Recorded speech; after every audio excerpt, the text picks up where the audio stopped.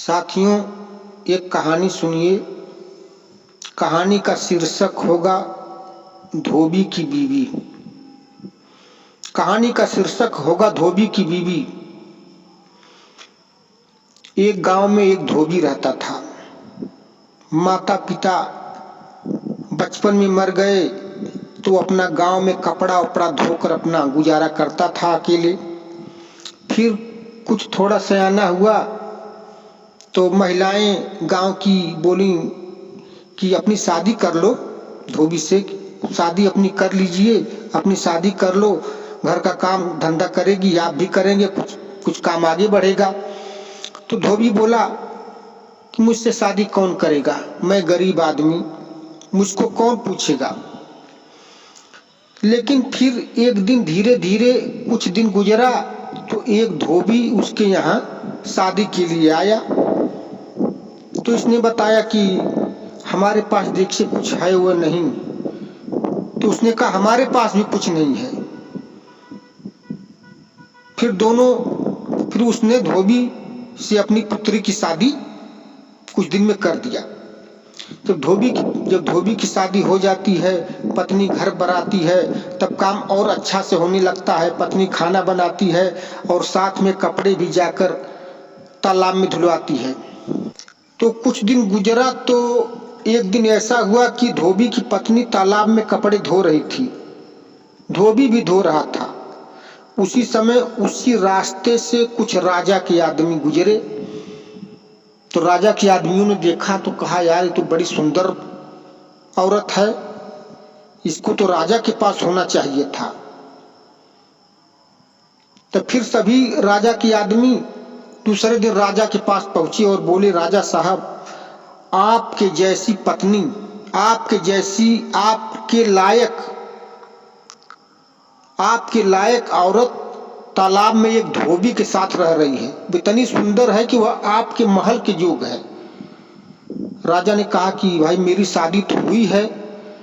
तब उस आदमियों ने कहा, राजा के चमचों ने कहा कि ऐसा है कि शादी तो हुई है, ठीक है, पहली वाली को भी रहने दीजिए और उसको भी लाइए, वो आपके जोग है, बहुत सुंदर है। वाकई धोबी की पत्नी बहुत सुंदर थी।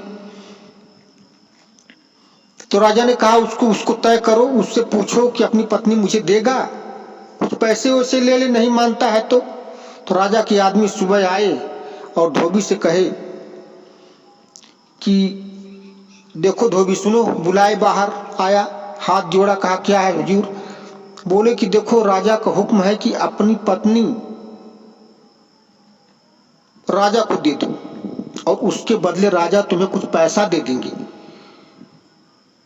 और सुनो, आज से उससे कपड़े उपड़े मत धुलवाना,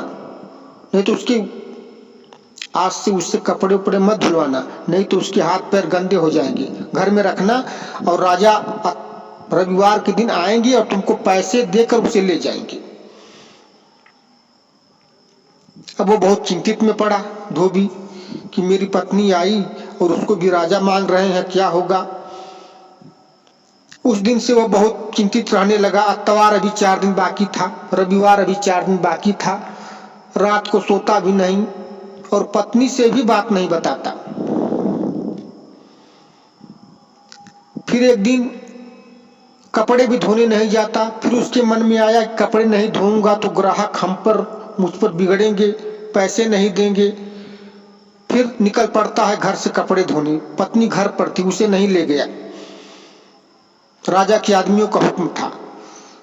तो कपड़े धो रहा था तो कुछ समय कपड़े धोता तो कुछ समय घाट पर बैठकर रोता, कुछ समय कपड़े धोता तो कुछ समय घाट पर बैठकर रोता। इसी समय 2 सियार और सियारिन पानी पीने उसी तालाब में आए। तो देखे कि धोबी एक बार रो रहा है, एक बार कपड़े धो रहा है, क्या बात है। तो सियार ने जाकर पूछा, सियार और सियारिन ने, कि धोबी भाई बताओ, कुछ समय रो रहे हो, कुछ समय बैठकर कुछ समय कपड़े धो रहे हो, क्या बात है।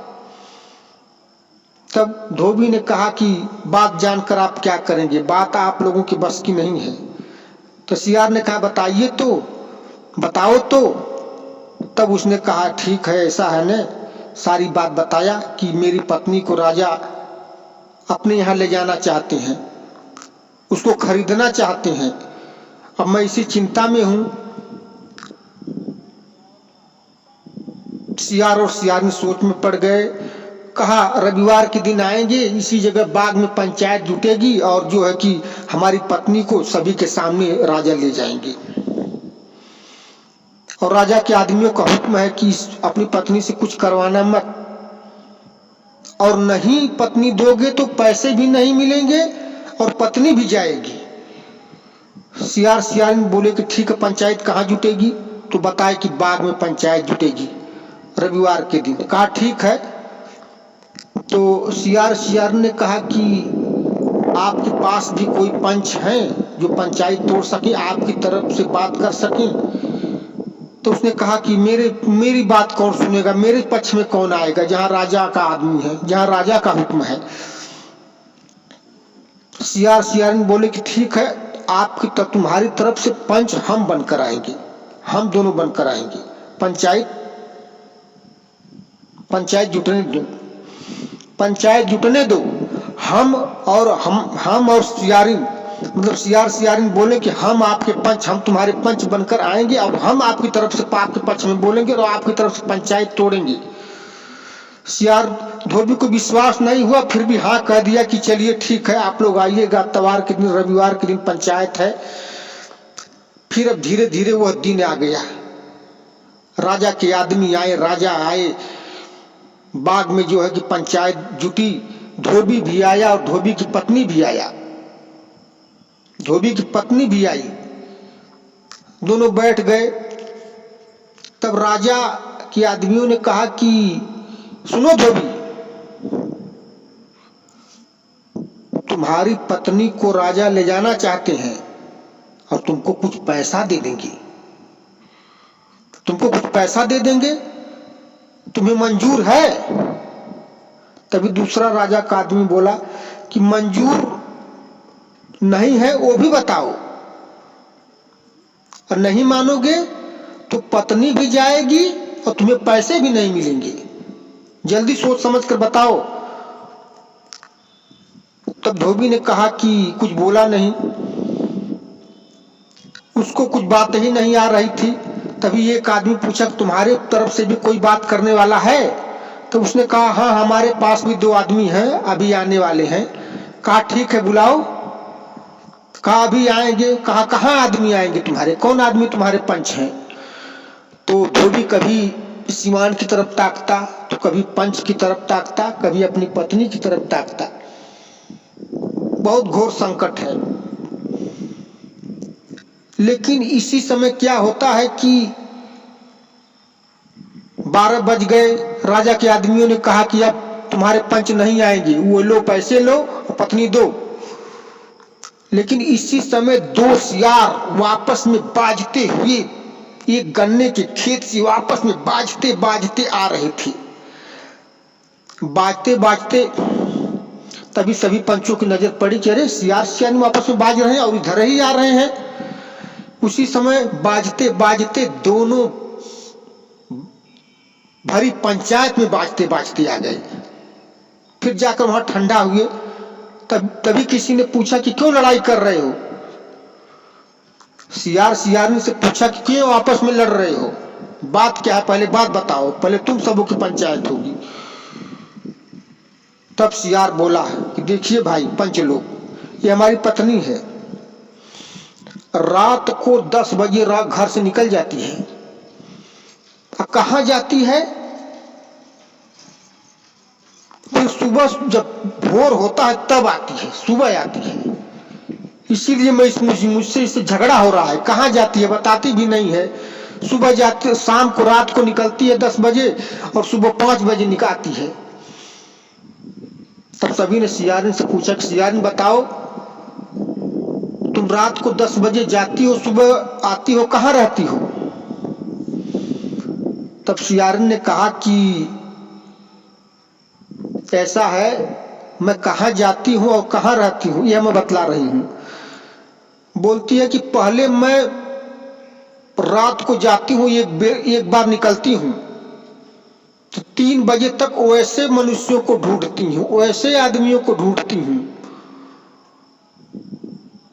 कि जो दूसरे की पत्नी दूसरे को दिलवाता है, तो पा जाती हूँ तो उसका चेहरा नोच लेती हूँ। और जब फिर दूसरी बार निकलती हूँ तब वैसे आदमी को ढूंढती हूँ कि जो दूसरे की पत्नी को खरीदता है, फिर उसका चेहरा नोच लेती हूँ। राजा ने कहा, है ये भाई, मुझे अब दूसरे की पत्नी नहीं चाहिए। कौन सियार और सियाने से अपना चेहरा नोचवाएगा, अपना मुख चुथवाएगा। राजा ने कहा, भाई धोबी, मैं तुम्हारी पत्नी। राजा ने कहा, धोबी भाई, धोबी, मैं तुम्हारी पत्नी नहीं लेकर जाऊंगा। सुन रहे हो, कौन सियारिन से अपना मुंह चुथवाएगा। तब राजा के आदमी बोले, जब राजा नहीं ले जाएंगे तो हम लोग क्यों मुंह चुथवाएंगे। जब राजा नहीं ले जाएंगे तो हम लोग क्यों मुंह चुथवाएंगे। तो राजा अपने घर गए, राजा के आदमी अपने घर गए। फिर धोबी अपनी पत्नी लेकर अपने घर आया। सियार और सियारिन पंचायत तोड़ दिए।